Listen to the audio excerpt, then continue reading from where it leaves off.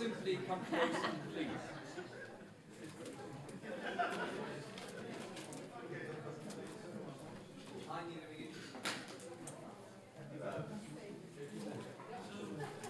Thank you.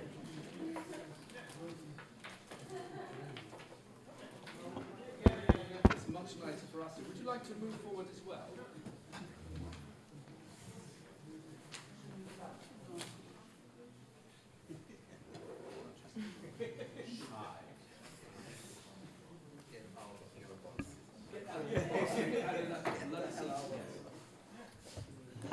The point is this, that this frontal situation is what we are talking about today. We're talking about out of the box, and then what we do is we hold a panel.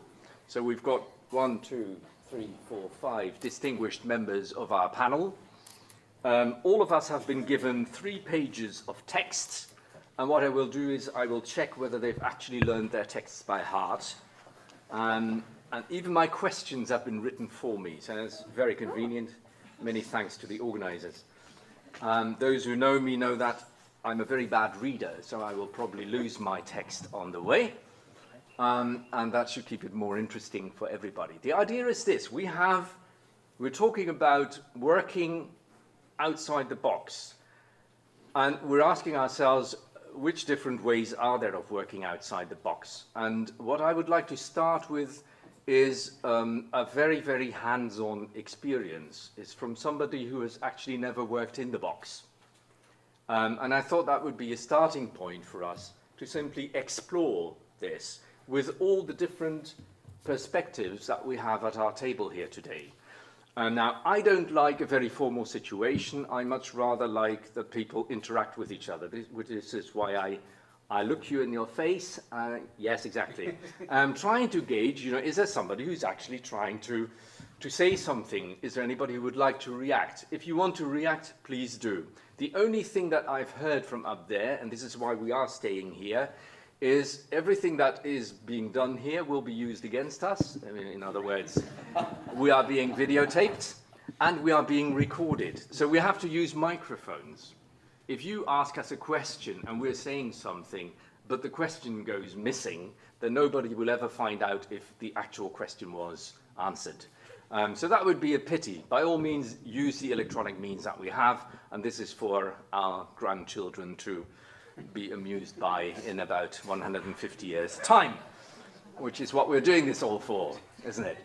Okay, and as I said, we will get to know all these panelists very, very intimately as we go along, but we will start with Virginie, if you don't like. This is the virginal beginning of our discussion this afternoon. And Virginie would like to begin by simply showing us a 2-minute video which explains everything she does. And I thought that was interesting as a starting point. Can we do that, please, Colin? Aujourd'hui, côté coulisses est dans le Nord, à Dunkerque, où ici les seniors se sont mis à la chorale et sont loin de s'endormir sur leur laurier. Yeah, you really got me now. You got me so I can see that night. Yeah, you really got me now. You got me so I don't know what I'm doing now. Oh yeah, you really got me now. You got me so I can see that night. You really got me. You really got me. En novembre 2009 a eu lieu la projection d'un film qui s'appelait I Feel Good, qui retrace l'histoire de seniors nord-américains qui chantent du rock'n'roll. Et donc c'est à partir de cette idée que la chorale a été créée. Ça a eu tout de suite du succès et en 5 ans, nous avons déjà 62 concerts à notre actif. Et pour les concerts, s'il y en a une à qui ça ne fait pas peur, c'est Yvette et ses 84 printemps. Il paraît que vous êtes la senior de l'équipe, la doyenne. L'ancêtre. La chanson, c'est mon oxygène et on a besoin d'oxygène pour vivre. Et si j'avais pas la chanson, il y a longtemps que je serais morte. Je me serais jetée par la fenêtre du haut de mon 3e. Ça veut dire que l'idée, en fait, c'est que on devrait tous chanter. Oui. Vous arrivez avec des petits soucis de santé, des soucis d'ordre moral, des soucis de voisinage, des soucis de famille. On arrive ici, on oublie tout.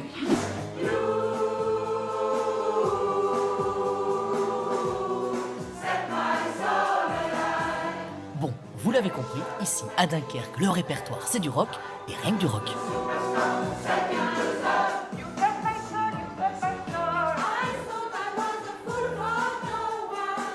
Expliquez-nous, c'est un club de seniors, il faut répéter 2 fois les choses ou pas? Ils sont sourds, ils sont... Alors là, vous voulez vous faire des ennemis. Ils entendent très bien. C'est vrai? Ils entendent très bien, absolument. Non, Certains sont musiciens. Sans certains- rire. Oui. Est-ce qu'il y a une vraie différence par rapport à une chorale de jeunes, entre guillemets? Bien non. Eux ne s'attendent pas à faire autre chose que ça, puisque c'est ce qu'ils aiment, le rock, en fait. On se retrouve autour de cette musique. Rien ne leur fait peur. Et rien ne leur fait peur.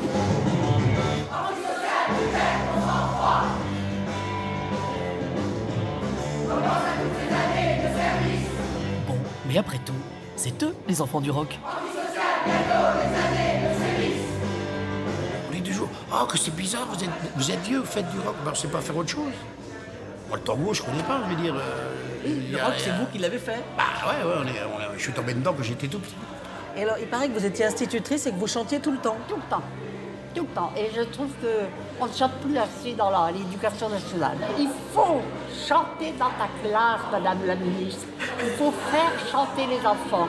Yvette a parlé, c'est tout. Voilà. Circuler, il n'y a rien à voir.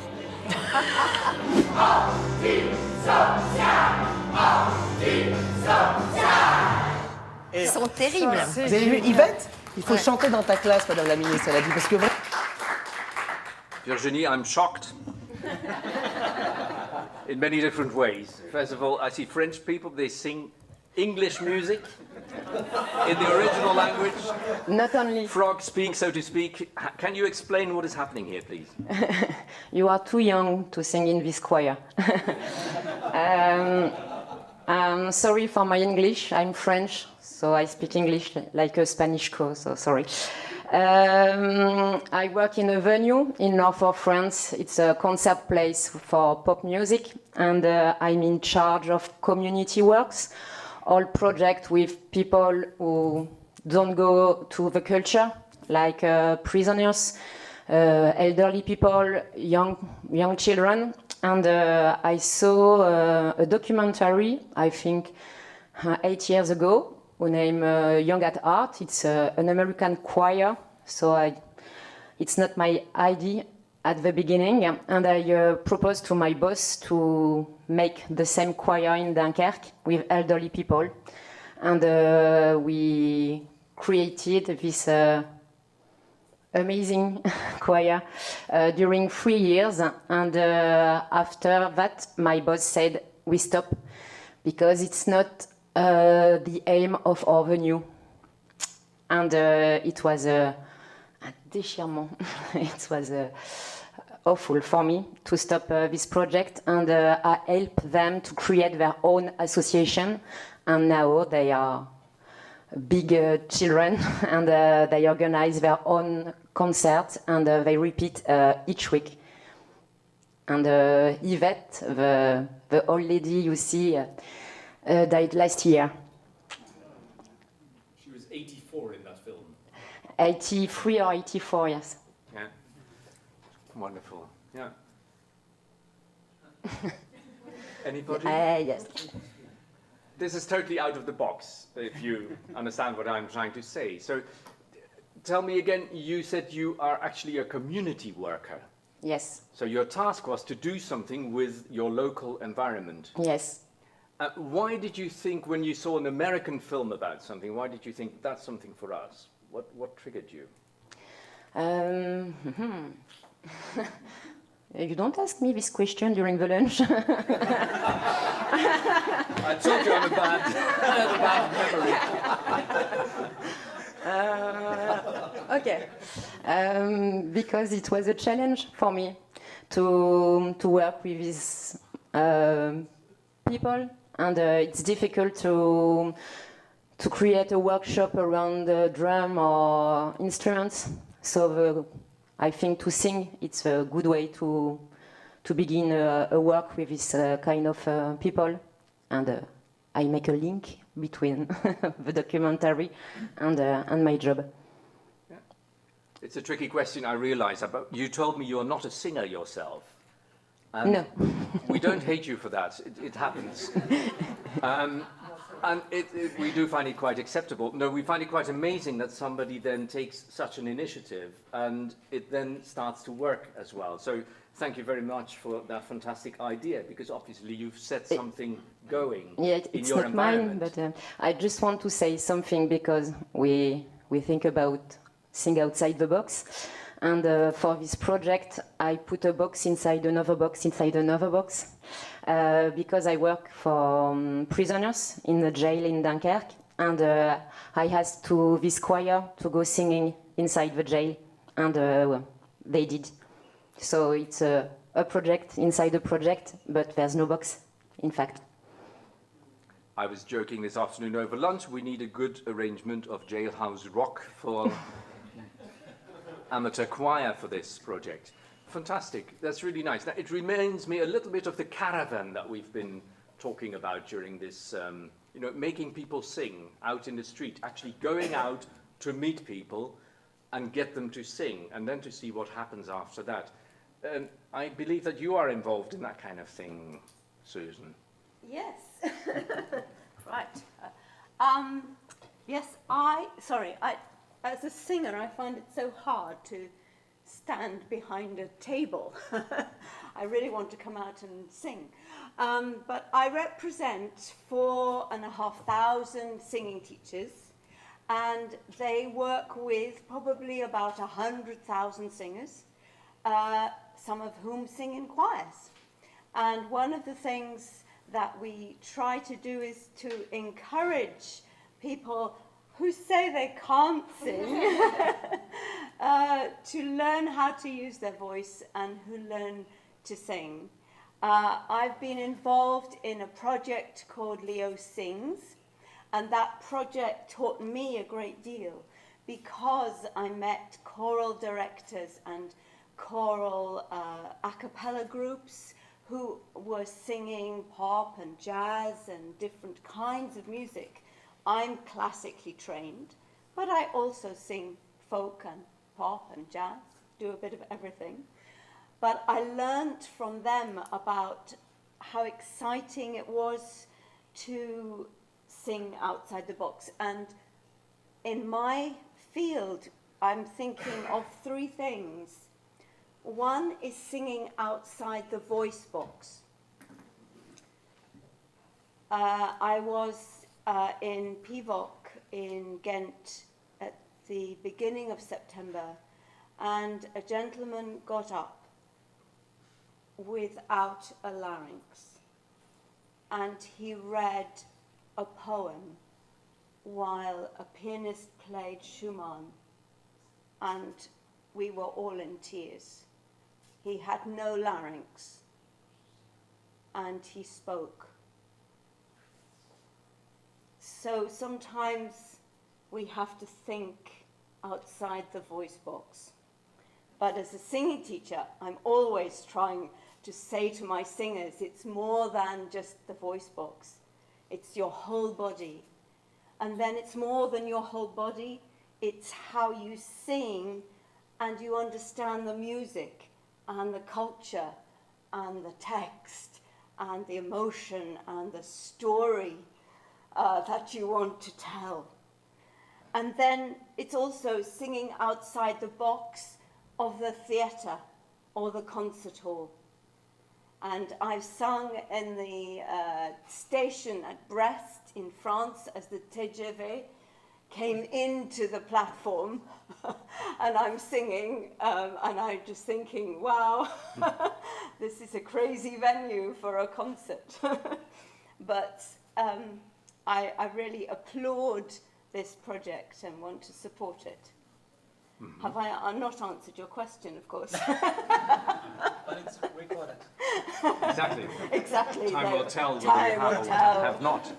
I will sit down again. I do apologise for standing up and waving my arms. Thank you. Talking about outside the box, yeah. You say it's also outside the body, as it were, or it's more than just singing. It's yes, performing. Is that what you mean? Yes. Yeah. And also it's the brain has to work. Sometimes they say, of course, singers don't have brains, particularly sopranos. You know, I'm used to that. But I do have a PhD. But it's about... Are they cheap? No, that's 7 years hard work. But it's also about how you think about the text and the context of how you're singing. So it's not just doing crazy movements because someone's told you to do crazy movements. It's saying, does Bach have a rhythm? And how do we put that rhythm into a Bach chorale? Or it's about a French poem in a French song. And actually, the French poets, I love them, but they don't always mean what they say because it's the sound. So you have to really think deeply about the music that you are performing. How do you bring that across to your choir, though, or to a choir conductor? Because you are, I know that you conduct choirs, but you often work through the intermediary in the person of a conductor. Yes. Now that may sometimes perhaps be difficult. Yes. Because they may be in their box. They are sometimes in their box. So how do you get them out of that? For example, I will go back to the conductor of a choir that I sing with and I shall say, oh no, this is really interesting what I've been doing. Seriously, it takes time, but I think if a conductor is working with a choir and they want the best from the choir, they will listen to people who perhaps have different experience, and you show. Nowadays you have YouTube, you know, you can see Microcosmos from Tutor, and you go, wow, and they're singing Poulenc, and they're singing Meredith Monk, and they're singing that one after the other, and they're doing it very effectively. So I think nowadays, with the information we have available, you can gently nudge conductors sometimes. Sometimes, yes, perhaps. Is that possible at all different levels? Because you're talking, I mean, Microcosmos is, let's say, semi-professional or professional. Yeah. Can you do that with an amateur choir too? Yeah. How do you do that? Can you give us an example of where it works? Okay. With my little village choir, I have children and I have a lot of older people. We sing a real mixture of music. And what we have done is we have gone out and sung by the sea. We live by the coast, and we've sung sea songs by the boats. And then we've also, in our church, sung at the other end of the church. So it's just slightly different. And then in my choir that I sing with, we've sung in the round, and we've sung in moving. So I think from my personal experience, you can do it with all levels. And I've seen from the work we did in Leo Sings, I've had to go outside my box and do beatboxing with Tobias, Hugh, and that was scary. So I think it's possible. Yeah. Okay. Lovely. We will come to the skills that are required to do that in a moment, I think. Let's look at your next door neighbor. Have you got a similar history, or is that a little bit different from? Yeah, it's, I think, quite different. From the very beginning, I can say that it's quite outside the box, because I never had a story like a regularly trained musician. And actually, I was never expected to be a musician. I was mostly expected to be a scienceman instead, because I learned to read and write at a very early age. But then, at the same time, when I was 3, I found a toy around me. It was a melodica. So I started to play what I hear. And then my parents, who are non-musician people actually, so I don't have any musician in my family, they just realized this kind of little talent, the interest in music, and they bought me a very small keyboard. So I went on doing this on this keyboard, and then I started to sing in church choir when I was 7. But this was a really a community choir. Nobody could sight read there, or nobody knows how to sing. So from 7 to 70, 25 people. So it was quite boring, although I was quite young at that time. But for me, after 2 repetitions of one melody, I just realized that I started to try to solve the functions of the notes, like going up and going down, and longer note, shorter note. Then I learned how to sight read then. So one bigger keyboard, I tried to download some sheet music, and in this keyboard I tried to play like some classical piano pieces. At the same time I was like interested in many different disciplines of art, dance, theater. In high school we had a band. I was playing keyboard, mostly guitar at the same time, and also singing. And also I was highly interested in theater.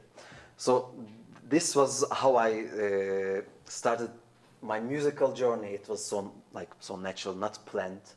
And then in the university, I started to sing at the same time in National Radio Youth Choir.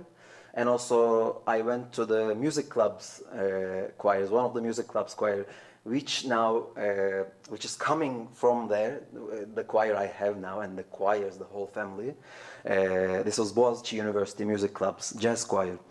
So after 2 years of singing in the choir, our previous conductor left, who was also an amateur like me, and this university doesn't have any music department.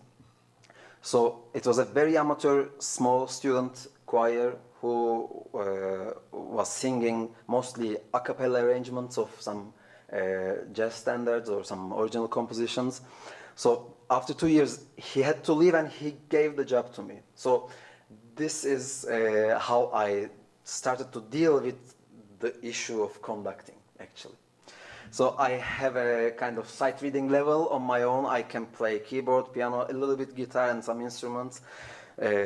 I have never had any private lesson, even an instrumental lesson and so on. But it was the biggest responsibility that I had, so everything should have been really at its best. So I tried to search a little bit more on YouTube, on different platforms. We started with a very small a cappella group. It was 9 people.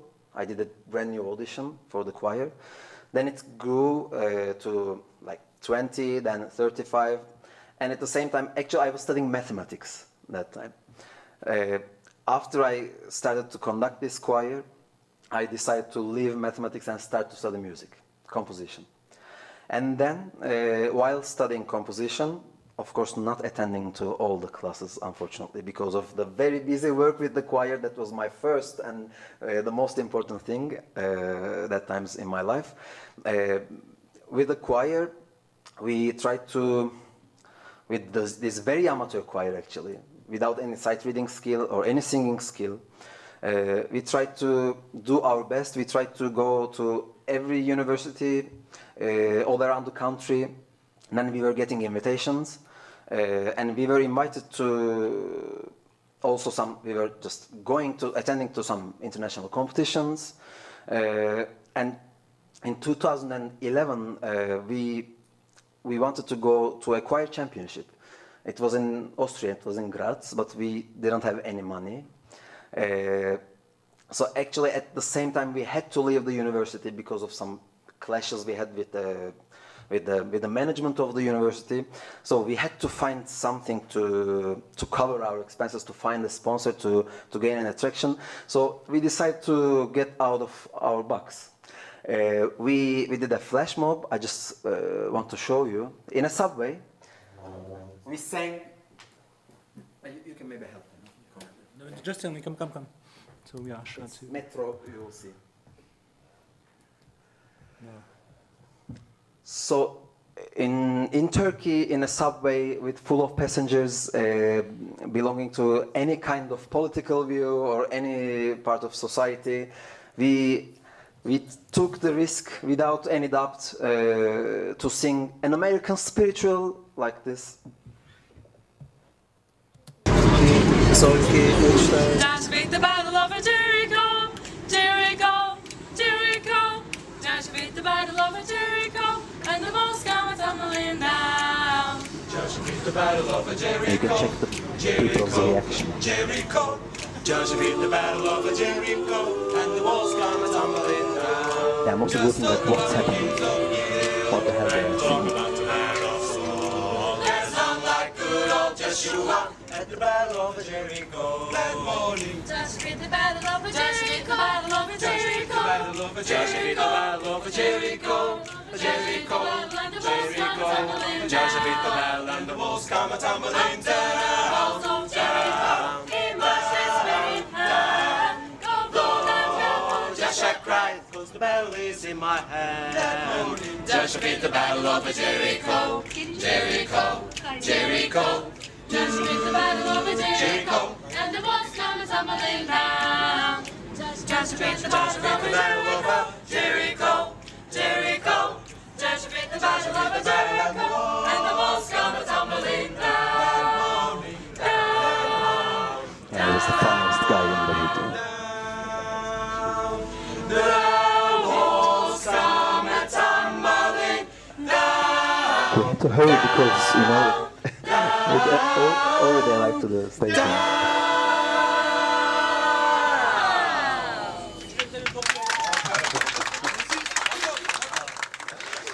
Thank you, Kom. At the very end, you see the reaction of the people. So it was quite spontaneous and sincere what we tried to do. So it gained really big attraction on social media. It was viewed on different platforms, not only on YouTube or not only from this channel.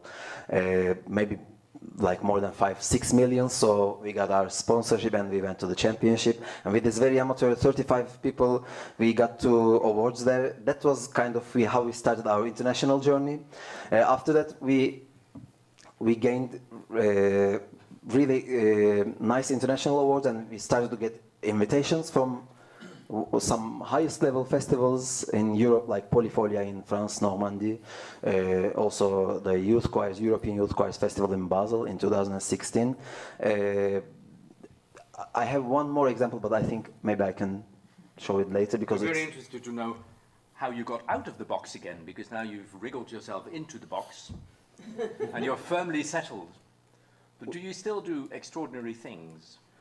Well, we always do extraordinary things. I can say that singing in a choir or running 5 choirs aged between 14 to 70 with almost 200 people without any support, without belonging to any organization, without any good logistics, good conditions to survive and to struggle and to let people know what choral music is in a country like Turkey, which unfortunately didn't have a strong choral culture, polyphonic choral culture. I think we never felt ourselves inside the box. We were always outside the box, I can say.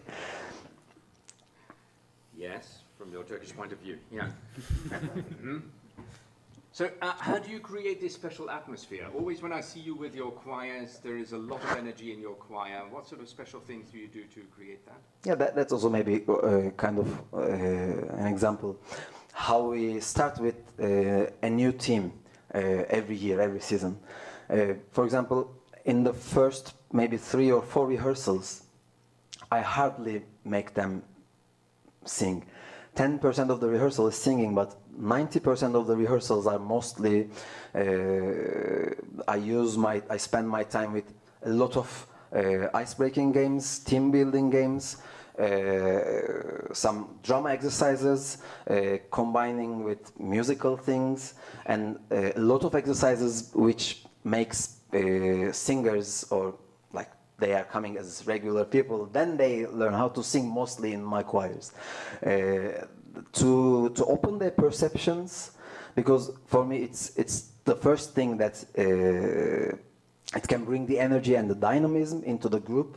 that you see, that you always realize. And I think that is one of the most important things that differs maybe some of our, like my choir's performance among the others. For example, after the first rehearsal, I can easily say that a group with 50 new members, totally 65 I say, can call each other by their names after a 4-hour rehearsal. I know choirs like for 3-4 years they sing together, but they still don't know some people's names. So for us, it's totally different. It's the vice versa. Yeah. And where do you perform? Well, we perform everywhere. For example, this was in a subway. The same day we performed in a lot of public places. So these pop-up concerts are not that interesting for us because we do these things all the time. Like we sing in public places, squares, all the public transports. Whenever people hear one day, for example, a choir or a group of people singing, they go to them and they ask, are you Boğaziçi Jazz Choir? Are you Boğaziçi Jazz Choir? So it's kind of an identification that we really did. Actually, I can say that this choir is one of the biggest reasons, let's say, that, as I told, people start to know about choral music 6 years ago with this flash mob, and also one more thing with it, which is maybe much more important in different aspects. 4 years ago, there was a big protest happening in Istanbul. Maybe some of you have heard the Gezi Park protests against the government. The whole country started to march, and we were in Paris while the things started. After we immediately went back to Turkey, we just went to the park and we wanted to sing there. We wanted to rehearse there with the whole choir, 60 people, I'd say. And we sang 2 of our songs from repertoire, 2 folk song arrangements with adapted lyrics. And it also came spontaneously from one of our very old members. These lyrics was with a very big sense of humor, criticizing what government does, but without any violent word or without anything like any harming thing. So we just sang these arrangements with tens thousands of people, and then somebody just recorded it and uploaded on YouTube. The next day we saw, and this was viewed maybe more than 10 or 15 million times. This was also a big turning point for a society, for the people, for a country that, again, I will say, doesn't have any strong choral tradition, but this gave a big motivation, and this song, one of these songs, became kind of the symbols of this, one of the biggest, or maybe the biggest movement of Turkish Republican history, which millions of people sang together for months. Even in Canada, in Amsterdam, in different parts of the world, people got these scores from us, and they wanted to show that they are with us. So I think this was also a very interesting turning point for both us and the countries, both art and choral history, and also political history. And this was quite out of the box, I can say. A big risk. We wish you luck. It's not for the records. Yeah, so for you, actually being outside the box is ingrained in your whole being, I think, and also in the way in which you work with your choirs. Yeah. That is a total contrast, I think, to what you are doing. Is that right, Stephan? Yeah. You have just explained to an audience here Yes. what you are doing, but let's make a summary here. Yes, I think it's not a total contrast, but it's a different way of approach. Yeah. Because I was invited to talk about singing in a movement, and talking about movement, we have to think about where movement starts and what does it mean to our choir. I just explained that singing is already movement. Everything we do with singing is already movement. So we need our body to create sound, and sound is movement. So singing is movement. And of course, it's not only what I just explained in my session, that singing and scenic performance could do something or could be something out of the box, but it could be something very simple.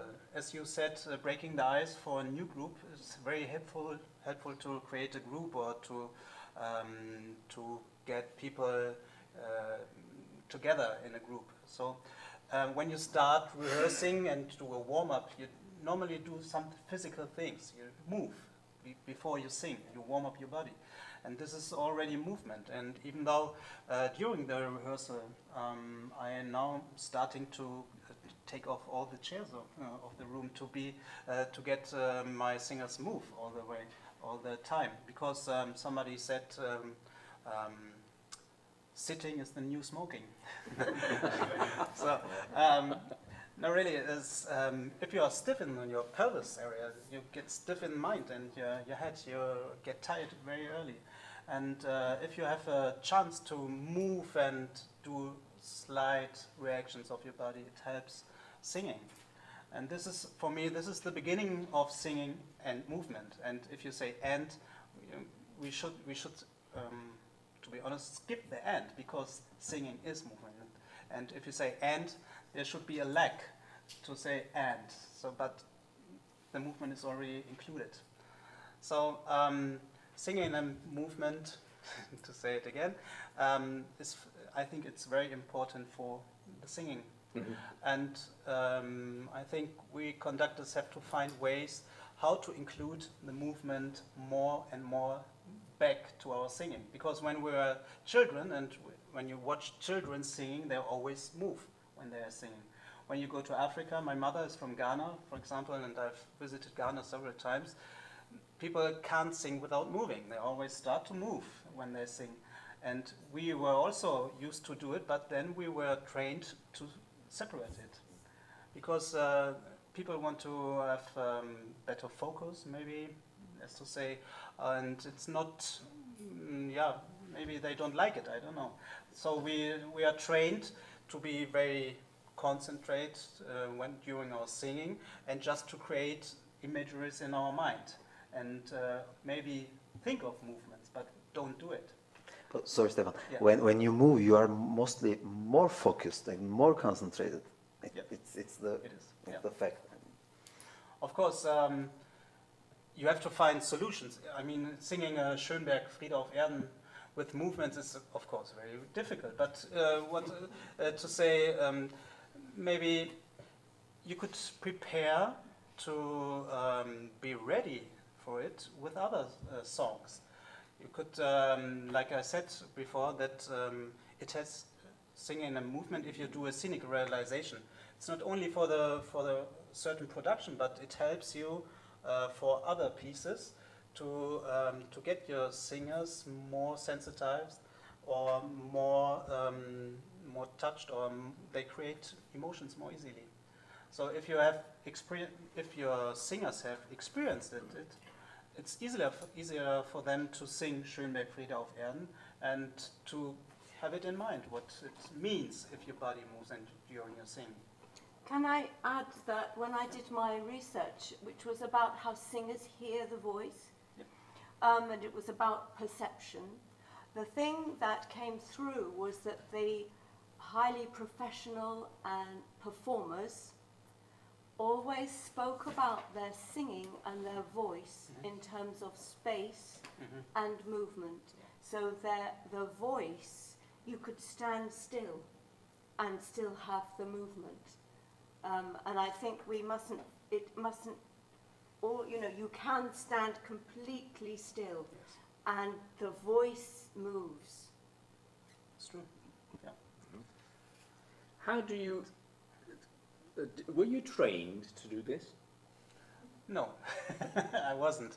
I had a very classical training. My voice teacher was Aram, a famous soprano, and was trained in a classical way. So, but when I was working with choirs, and you were asking Masis, how do you create this tension or this this touching moments in your choirs.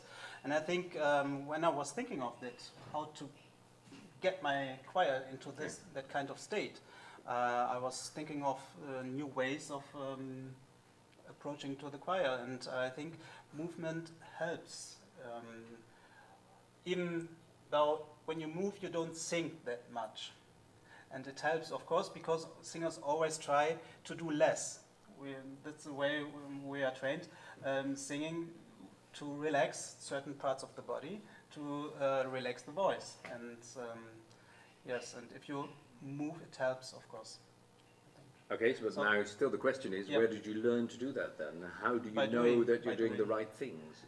Try out a few things and working with the choreographer, of course, and watching other choirs or conductors who does that already, and just try out how my choristers react to it.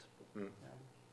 And your choristers are prepared for it. You know, we had an interesting discussion earlier on where we heard about the Euro choir and how some of the participants in the Euro choir had not been prepared for the fact that they were going to be doing choreography. Yes. And some of them were totally shocked and did not want that at all. Yeah. And obviously, if you come from a tradition where that is totally out of the question and you're confronted with it for the first time, that may be quite a natural reaction. Yes. I made the same experience. I work with different choirs, starting from the very young children at the age of 5, 6, 7, and then I have a children's choir, a youth choir. I'm also teaching at the music high school, and I conduct the music high school choir, and I have my chamber choir, and this choir I just presented Choreos, who's there to do singing and scenic realizations. So I made the experience, of course, with children. It is very easy. They love moving, and when I ask them to do, there's the easiest thing to do for them. They just jump up and do it. With teenagers, it's a little bit different because they're more inhibited. Yes, and they try to hide their body, of course, at that stage of their life. But and it continues with adults. Some of them maybe they have made experience with yoga or dancing. They are open to it, but of course there are some who doesn't want to move. But of course you can't force them, and it's not good maybe to force them. And when I tried when I did my first scenic realization with the Brahms Requiem, some said we won't come and we won't do it, and they refused to be part of it. But as I said, although it's necessary to create sensibility for it, for moving, and I do it with a warm-up. So they get used to it slowly by slowly, and maybe you can add a little bit more each time, each rehearsal, for them to get used to it, getting out of their box. I think it's very important. And when you do a scenic production, you say you involve somebody else? Yes, yes. Because I'm not a choreographer, and I need somebody else to give that input. And I met very good experience with my choreographer, but I found somebody who I trust, and I know his work is very good, and I always call him to come to work with the choir. So I do the musical rehearsals, and he tells them what to do in the movements and the scenic realization. Yeah. Mm-hmm. Good. If anybody wants to ask anything, please feel free. Don't feel inhibited at all. Okay. Anything else you would like to add? No? Maybe. If not, we're turning to the man. Aarne. Hi. Welcome. I definitely later will be in contact, and I have some things I would like to know more. Well, we would like to know a couple of things from you. Everybody knows you around the world because you run this fantastic choir, which is called the Radio and TV Choir. And then if you think of TV and radio, you think of boxes. But you don't actually work in the box so much, and you don't also work for television so much, although it happens. And can you explain to us how your choir works, what it does? Hi. It's so great. I mean, to have Europa content, General Assembly and also festival in Tallinn, because out of box means for me also that yes, I tried yesterday to give some expression for some of you about this our big song festival celebration, which is also a big box in which many of my colleagues have grown up. Also I a little bit, but it wasn't maybe so. In one hand, our education was based in all kinds of traditions, but maybe it's hard to imagine, but even in this territory in Estonia, which was occupied by the Soviet Union, we got some information mainly from Finnish TV. Thank you, Reija. Yeah, so, and we even have some musical recordings from the West. So I think we were influenced. We were some kind of hippies here also a little bit. So we started to make different music, to create our own music. I think in Estonia has been very interesting musical life, contemporary music, classical music, but also rock, pop, and jazz. And when I started to make my band in age of 13, maybe 14. And we had a festival in my small city when now there is a new movie in Estonia made, which showed how people, let's call hippies, but it doesn't mean it's just a thinking out of box people maybe also. They came by train from Vladivostok 2 weeks to be in a festival. It doesn't mean it was Woodstock, but it was in my city, and then many people came. And so it, I don't know, we liked music, and I think music is just a very big garden. Like Arvo Pärt is also, everyone has our own box. Managers, composers, conductors we have. But I think what we do, we also cook a lot. If you go to the kitchen of Tim Rice, you will see he has a lot of small boxes from all around the world. Everyone is rice, rice, rice, rice, rice. Maybe it means that in every country somebody has made Opera Phantom. But what is actually is that every country has actually different boxes. And we as musicians, I think we have different styles. We have things we like to cook. Arvo Pärt, Kaia performed yesterday with children one movie which was Pärt cartoon. You know, very different. There was period he doesn't like very much to promote at all this. Later when he has maybe safe, now we again perform it. But he composed also in Song Festival, father of Tõnu Kaljuste, 62, asked him to compose cantatum, Our Garden. It's a beautiful text. It couldn't be sacred text in this time because you can't write any cantata in Soviet Union in this time. And I conducted in Torino. It was fabulous. It's a different music, some little bit Shostakovich, some things. Then he made in a different boxes. But I think its whole life is to take different boxes, build it full to go to the next. Especially much changes is of course in a market from rock, pop and so, you know, 70s, 80s, 90s, everything our brain needs something new. If you are very traditional, you build a box when you have a very safe with some folklore or something. It's also important. And now what we made, we started with children to work in 90 in television, and Jeroen did very good. It's radio. Eurovision as a TV, Eurovision as a radio. It's very interesting how the EBU radio competition, Let's People Sing, has changed. I have been very happy to be there in the final twice, and it was pure radio competition. I mean, the jury was not in a hall, it was in a studio, hearing with just. Now nothing visible in the music, only music. I think it's very important. Now in Helsinki, after 2 weeks, it's a change. I personally think that let's say that like in restaurant, soup must be soup and coffee must be coffee. So I like sometimes that the boxes are very clear also. And then if we say that, okay, we mix some different cooking from East, West and Asia, then we say, okay, and now it's a new something in our list.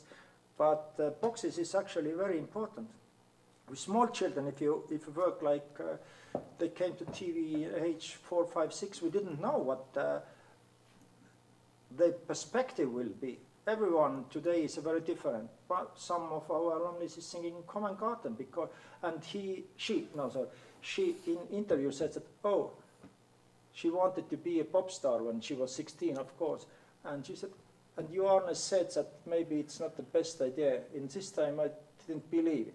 But his voice was, and now we have a Eurovision Song Contest players, we have rock singers, we have a different, let them go what they wanted. I think my job is interesting to work with them, cooking music, look what they like and let them go somewhere. We made a Tormis in 96 actually the problem was that my son started to cook some music, make TG and VG things in the next room in my house. And if young boys start, it's of course not very high level, could be. But if they do today with 8 different LPs, it's different. But the idea is the same, like Cage and other, to take music to improvise. And that's great. We put into the big festivals, this is song celebrations, one idea to children. I think to go to the stage on a festival for 10 years children, it's important to feel that she or he is a messenger. There is no question, it's not normal concept. And in the last piece, I think we all here have some feeling what is on the air, what is in politics. And I'm not a politician actually, in a way like some people here are. But it's not so easy. And we composed special song to the last festival, which name was My Homeland.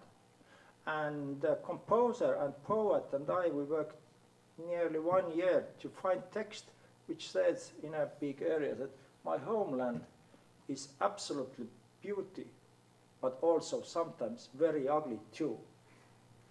And to sing things and why and put into the text, I can't translate for you, I'm just saying. It was quite out of box because sometimes, as you see also in a political arenas, you take the children, put to the stage and giving flowers to the presidents.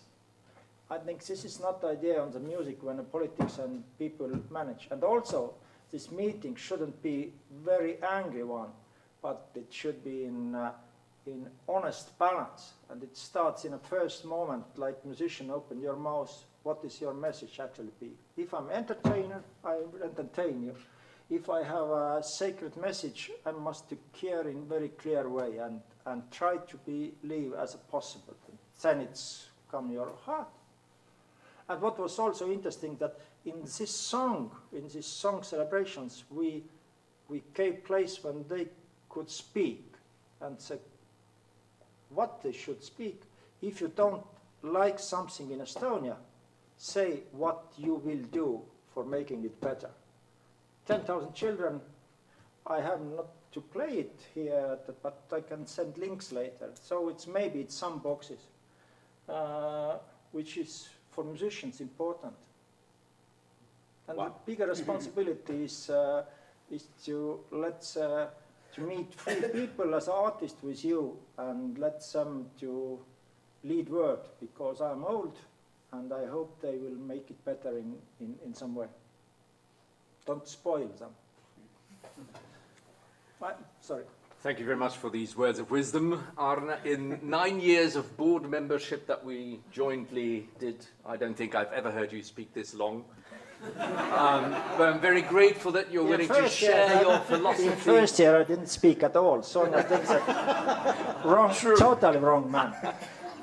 But it's fascinating to hear your philosophy of music and of life, and I think it shows how the importance of boxes, but also the importance to work with them and to make them work. And I think what is fascinating to see in a panel discussion like this is that, you know, it's our purpose to talk about and to inspire people to work outside the box. But in fact, what we're finding out is it's happening everywhere. And many people are doing it. It's happening right in front of us, even if many of us perhaps don't even notice it. And that's probably a very good thing, because this is what makes choral music move forward. I would like to hear some last contributions to this meeting, because we have to finish in 3 minutes time. Yes, please.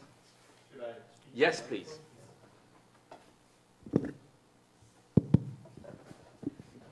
There's some things that are inside the box that I think are very interesting to break out of. And one thing is being a conductor, getting rid of the conductor. The other thing is getting rid of the composer. And the rest is, of course, getting rid of the way singers normally sing.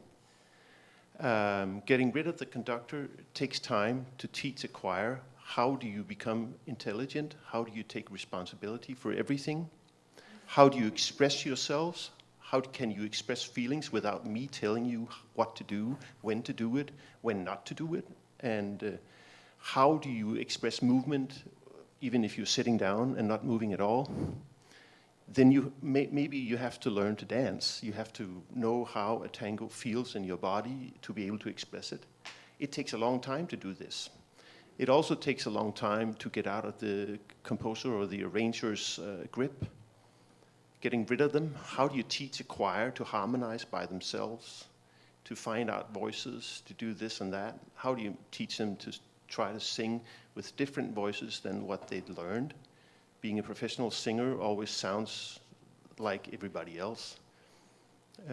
It's a special sound, and there are many other ways to sing, and I think that's something you can explore also. It doesn't have to be put into a pop box or a folk box or a classical box or this box. It's all there. Thank you. Any comments? Can I mark one thing about the boxes? I don't know, can I speak so well in English, but I have a folk singer who lives now in South Estonia. And let's say Veljo told me swing songs, you know, a question about how to perform. If we go to academy somewhere, we just take a score and start to sing. But what she said, that every time she's neighbor has also swing, you know, just to have a fun. And every swing, if you sing, has different groove and feeling. It's like in, you know, in playing blues.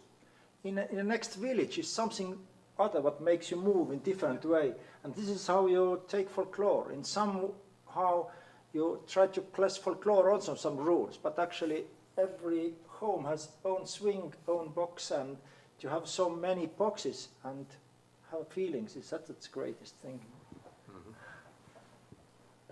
Anybody else? Yeah, Yes. I would love to ask a question actually about the movement and composers. Actually, when you read the scores, you read the music scores with crescendo and diminuendo, so they're not written at the moment that you have to raise your right hand or a left hand. So I would ask you probably if there is any reaction of composer to see interpretation of their piece in the body movements, and but in a professional life, I mean, they are not professional dancers. What it is in then professional singing and half semi-professional body movements. What is it then? I don't talk about the opera. I mean, I talk about the choral performance. So, how do you think? What is that? Yes, I think it's a good question because. Of course, my singers are not dancers who know how to sing. They are, they are singers and they have to move. Of course, I mean, with my new ensemble Choreos, we were looking for people who can sing and have experience in moving or are willing to move. But my goal is not to put on stage singers who can dance, but I want persons on the stage who are honest and I want the audience to see an honest human being on stage. And it's not a matter of perfect movement. Of course, I want perfect sound and perfect intonation and everything which is written in the score, but I want to show the emotion in the pieces, and I want to see somebody honestly on stage, not somebody who's pretending how this piece should be or how good they are and just show off. But I think it's important to see somebody who's really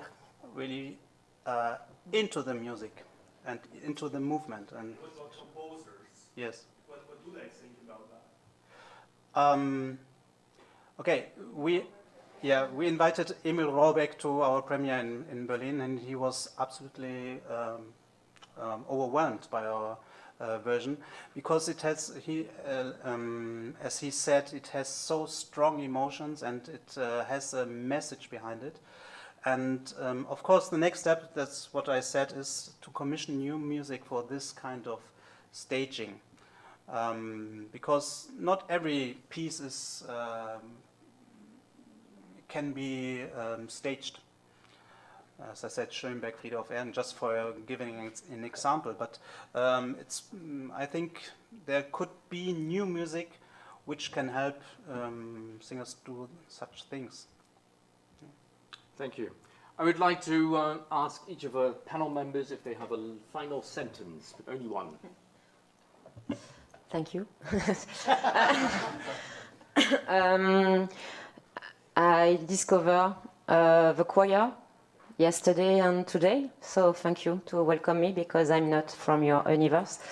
And my job is to help people to live together, to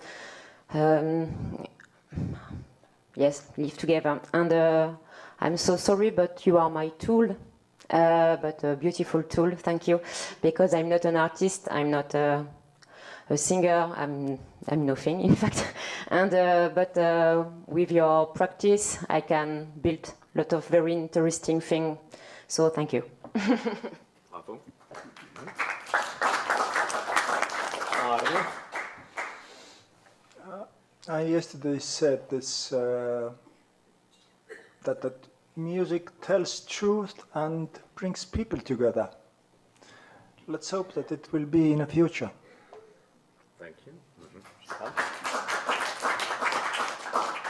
Yeah, I think it's worth looking outside the box. You should do and find your own solutions. There are different way of approaches. And don't forget, movement is a key on getting out of the box. As I said, start finding new ways of sitting or standing during your rehearsal. First step. Good. Susan. I would say that the voice is a wonderful instrument. If we can teach people to be flexible with their voices, they will create more colors and more beautiful flowers for the garden. As yesterday Tutor said, for me, an artist or a person really need to say something, need to have a message for human beings. So I think everything starts from the person, from the very inner side of the person, as leaders, as conductors or musicians. If we do it like if we first can get out of our own boxes, I think everything will start.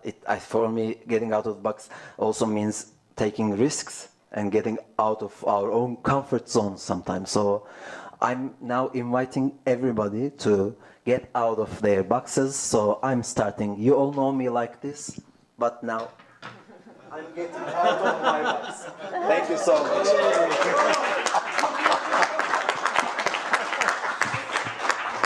All right, thank you for a very inspiring session. I wish us all a good evening and see you later. Thank you.